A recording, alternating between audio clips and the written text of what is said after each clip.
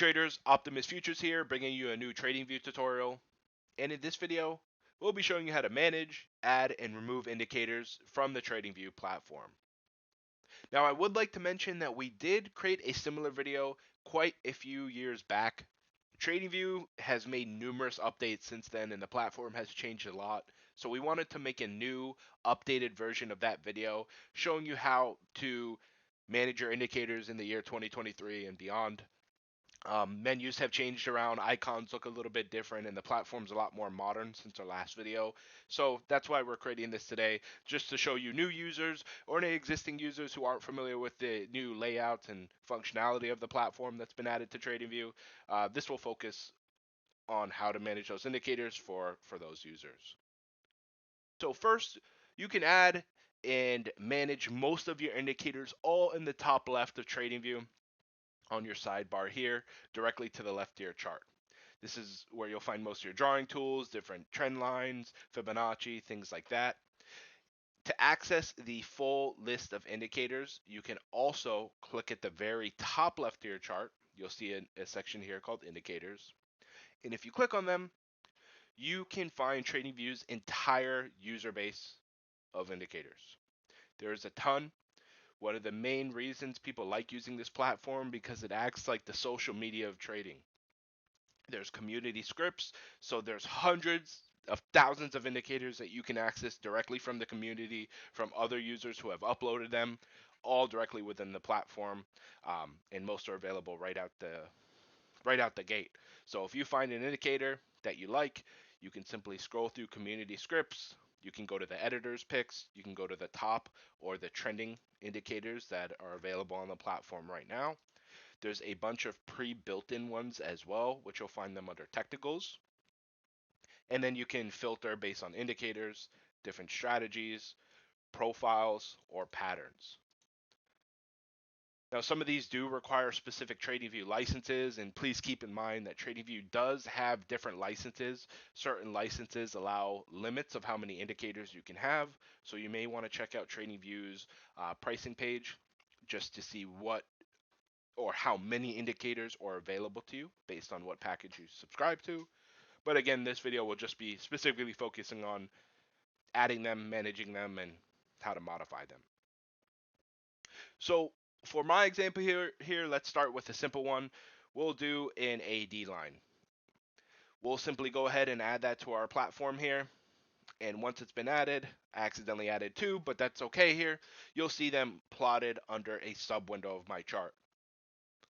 Now, depending on the type of indicator, some may be chart overlays where they go directly over your chart.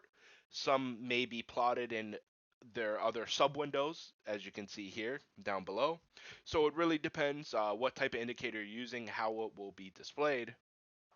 But regardless of that, there are several ways to manage and modify your indicators, regardless of what section of the platform they're available from. So once you have added an indicator, whether it's to the top left here like I showed you, or you use one of those down here on the sidebar, you can then navigate to that specific indicator in whatever sub window it's part of.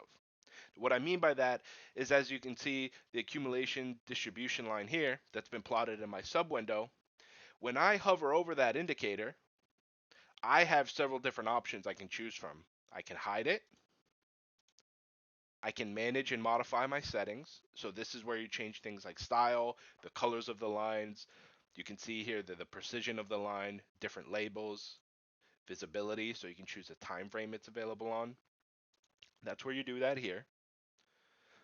You can also look at the source code. So if this is an indicator from a user out there, or you want to see TradingView's own source code, you can take this, edit it, create a working copy, and then make adjustments based on your own method or strategy as needed.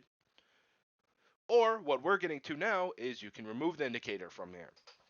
So as you can see, I just click over the indicator name in whatever subwindow it's part of will give me several different options. You can see if I click on the same indicator, the one that I accidentally added twice down here, if I click on that, this has its own parameters that I can modify and adjust. So again, each subwindow will list its indicators separately from one another. So just remember, whatever subwindow you're clicking in will only show indicators that belong to that subwindow. There are some indicators, like I mentioned, that will overlay on your chart, for example, and you'll actually find those indicators, the modifiable settings, right here below the quick order entry buttons. Or if you don't have these enabled, right below the symbol name of your chart, or the symbol that you have plotted on your chart, you'll see those same indicators added here. And if you click on them, you'll get a format that looks like this. So again, if I wanted to remove my indicators, I can just click this X button. This will remove it. Or the last option we didn't go over is if I click on more, you also see a bunch more settings too. So for example, if I had multiple indicators and I had several indicators plotted in the sub window, and it may be a little bit hard for me to see one or the other, I can choose the visual order and how it will be visible on specific intervals.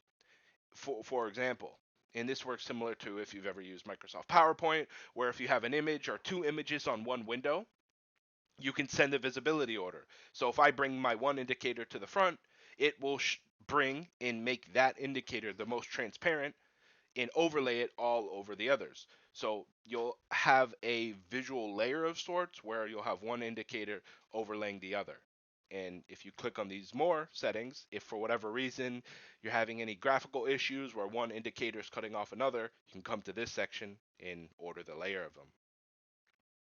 This is with different intervals. So for example, if you have one time frame and you only want certain indicators showing on some time frame, you can choose these settings here. You can have it set to all intervals, current interval only, which is this current time frame. You can have something of this interval above or below, and it will only show these indicators on those certain time frames. Here you can move it. And as I mentioned before, by default, this indicator here was set to a sub window. Now, for whatever reason you didn't want it set to a sub window, you could use the option I just did, which is move to, and move it to a different pane. So if you are having any issues with this visual order that I mentioned, and now that we have two on the same thing, I can show you exactly what I mean. If I bring this forward, this is now plotted over my actual chart, whereas before it was plotted underneath it. The chart was up front first. I know it's a little bit hard to see because they're small candles, but I just brought this drawing tool to the front. But what I was mentioning is if you are having issues with this visual order, maybe you can try using this move to option. It'll bring it to a completely separate, different pane. And that way you could just focus on this data within that frame. And as you can see, there are certain indicators that are plotted in sub windows for a reason because this y-axis here uses different intervals. So sometimes it doesn't always make sense to bring certain indicators on the same as a chart, same time frame or same axis as your chart because it does use different parameters and it can get a bit confusing.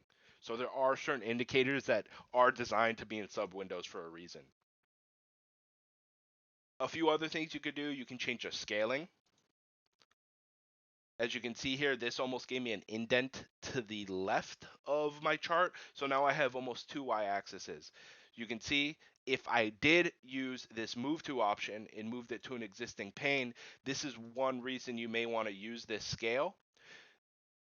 In an example like this, you can see my scale of my chart is on the right and the scale of my indicator is on the left. So going back to the point I just made, if there is an indicator intended to be put in a sub window, one workaround to it is customizing the scale of it and checking on which axis it falls under. So now I have both on the same window, and rather than you having an indicator plotting to a wrong scale, this is one workaround to it. You can look at the left here to look at the scale of your indicator, the right to look at the price of your chart.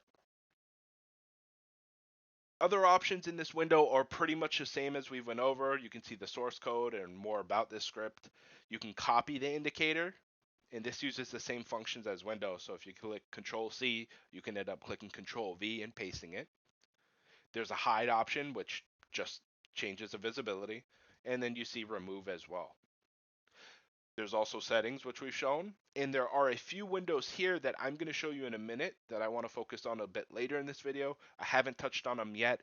It's an alternative way to modify and manage any of these indicators. So for now, let's get rid of this. Let's remove it.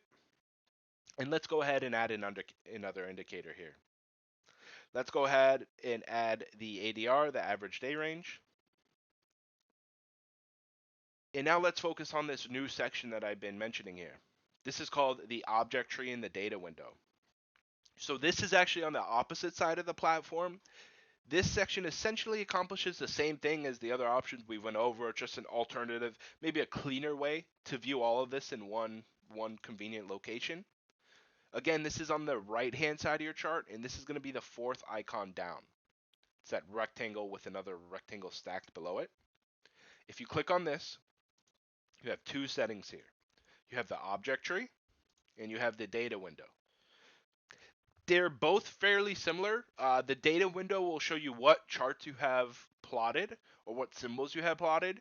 So you may use the data window more if you are doing like a multiple time frame analysis or a multiple symbol comparison where you have two symbols plotted on your chart. You'll likely want to manage those here. So if you do have two, you can, for example, click on this hide data option. You can see whatever's plotted. So if I did have another symbol here, you would see them all listed, and I can click on these visibility icons to display or remove them based on how I want it organized. You also have the ADR here. This shows both indicators with their calculations. I can also hide my objects from here. I can also right click it just like I did on this one above, and I can access settings, or I could delete the indicators if I want to through my right click menu here. Object tree, it's like I mentioned, pretty similar. You do have some options here where you can, if you click on them, you can copy or clone different charts or different indicators. You can change the visibility as well through here. So if you'd like, and it really comes down to personal preference depending on what you're trying to get out of it. But again, most of these are pretty similar, the options that you have at least with managing indicators in this section. You get a bit more options if you right click, and you get a similar view to the more option down here, as you can see. But again, it comes down to personal preference, so you'll really want to use whatever you're more comfortable with.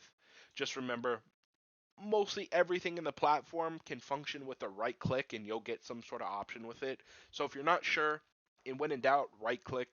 You'll see the different options I've shown. You can remove your indicators from here.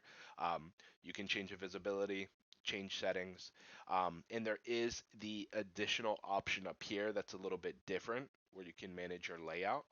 So if you do have other drawings you've done in the past or different layouts, or you have drawing tools that you use often, you can actually add and import them right through here, or based on your layout, or if there's any global ones that you've had or pushed out, you can access them all through right here. That's the one major difference, other than giving you a current timestamp of the current time and date within this data window.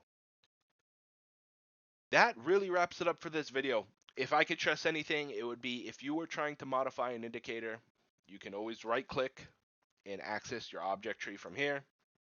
You see all the different indicators you have, or just remember to come up here, access them through here, or maybe even easier, just find them right on your chart and modify them right through the chart.